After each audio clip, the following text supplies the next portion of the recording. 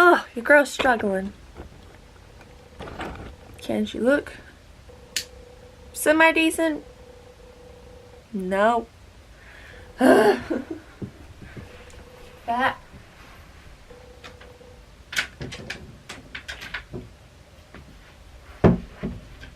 Good enough. Alright.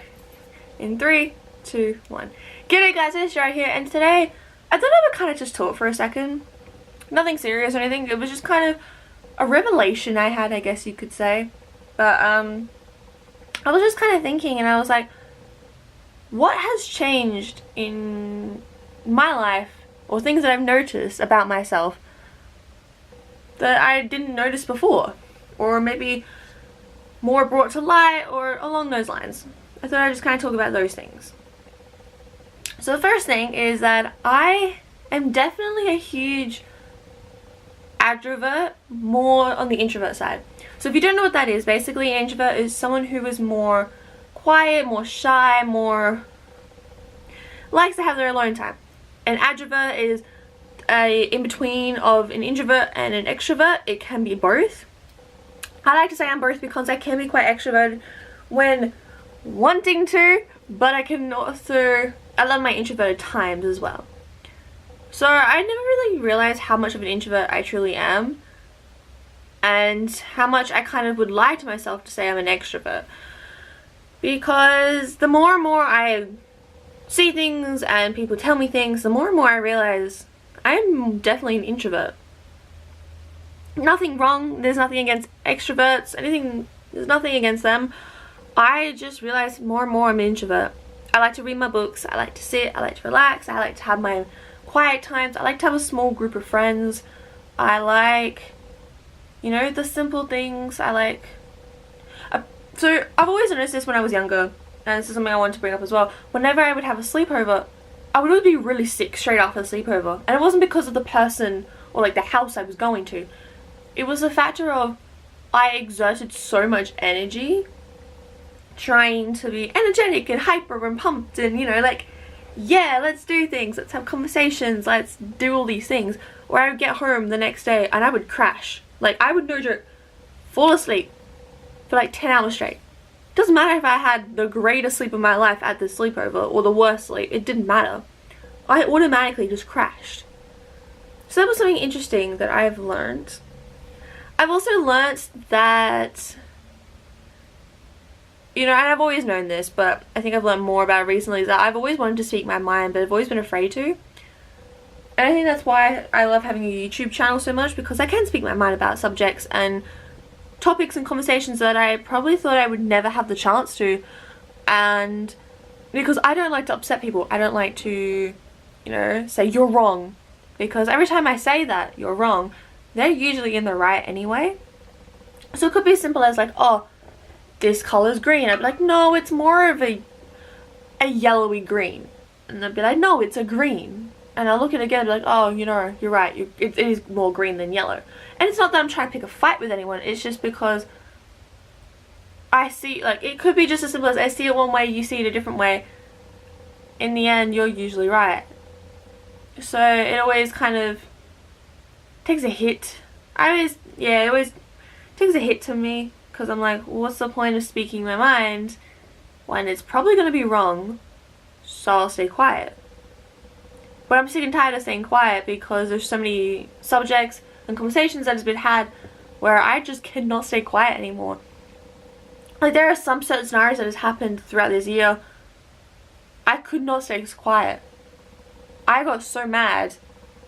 Because, like, there was this one conversation, I'm not going to say who or anything, but I was with people and they were talking, right?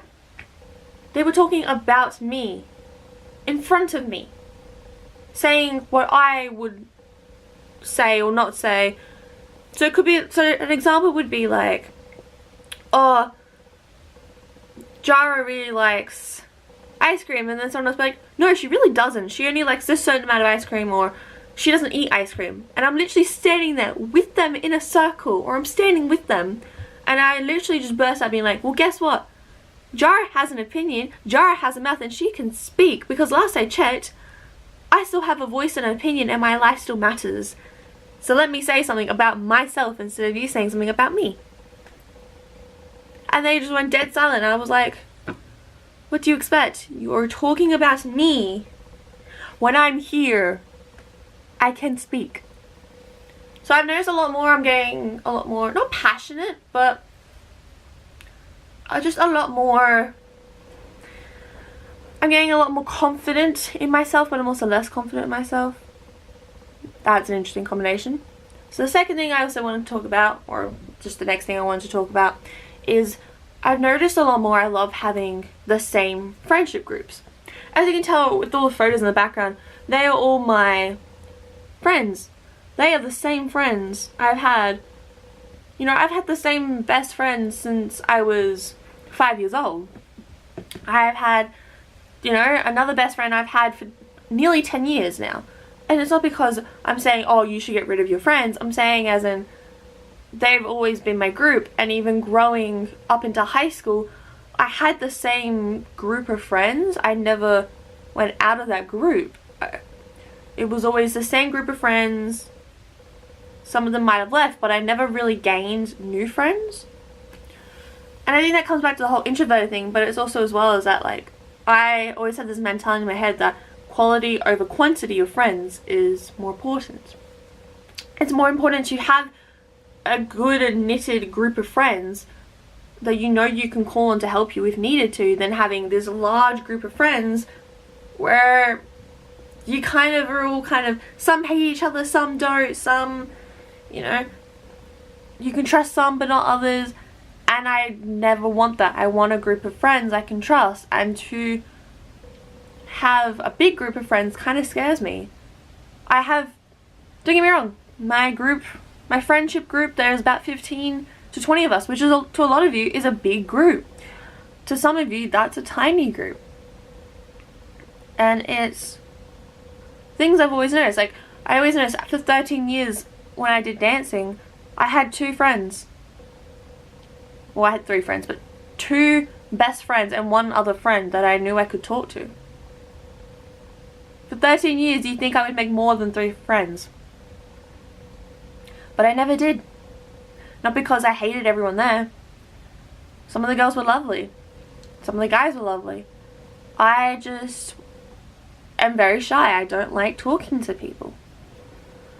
I didn't feel comfortable enough to have multiple friends because I thought, what's the point of having so many friends when I'm just gonna leave them anyway? Okay, I didn't think that until now. Okay, that's a revelation. But that's just, yeah. I've always been afraid to have too many friends because you always know that there is that one friend that is going to hurt you or backstab you, and I'm always terrified of that. So I try and have a good, close-knitted friendship group, so hopefully that won't happen. But I guess you can't fix everything. Even though I haven't had that happen yet, I still hope not anyway. Another thing I've also noticed more about myself is that I do act very differently around people, and it can be exhausting. But I'm not saying I'm the only person in the world to do this. A lot of people do this. A lot of people act a certain way around their friends, to their parents, to adults, to little kids, to, you know, all these different groups. So, for example, when I was in St. John, I always acted as a leader. I always acted as a mother. I didn't act. I have that in my personality. I just turned that part up to 100.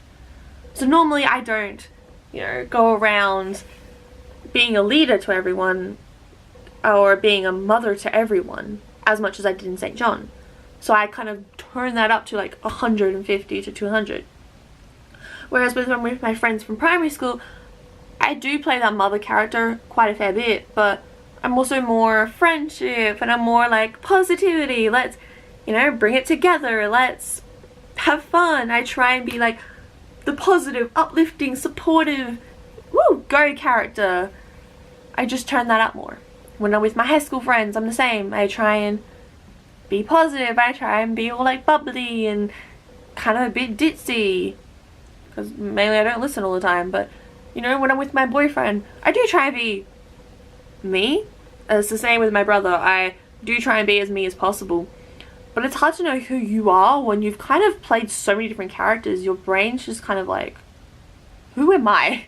Like when I'm with my family, I'm very proper. I sit upright. I try not to slouch. I'm very much I almost feel like a robot in effect. I like to, you know, be the good girl. I like to dress kind of more modest. I don't like to show off as much. Not that I'm saying I, you know, walk around in bikinis, which I don't. I only own one pair of bikinis, and even then, I haven't worn them.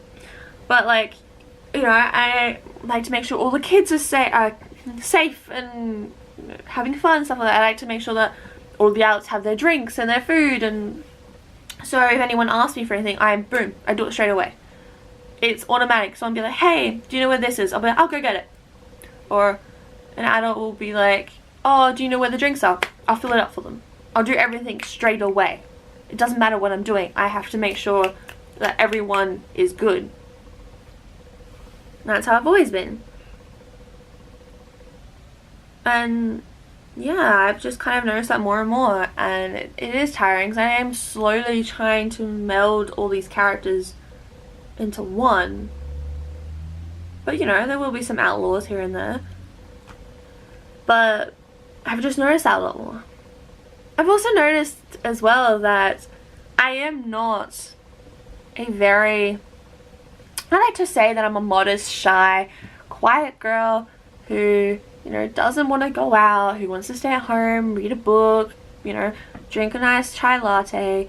I love doing that, but I also want to go out and go clubbing. I want to dress a bit frisky or different to what I normally do. I want to be different. You know, you want to have those nights where you're not what everyone pegs you to be. And this is another thing that I've noticed a lot more, is that once people have an image of you, that's it. Like my grandmother, love her to death. This is my nana. She still thinks I love cake and I eat lots of it.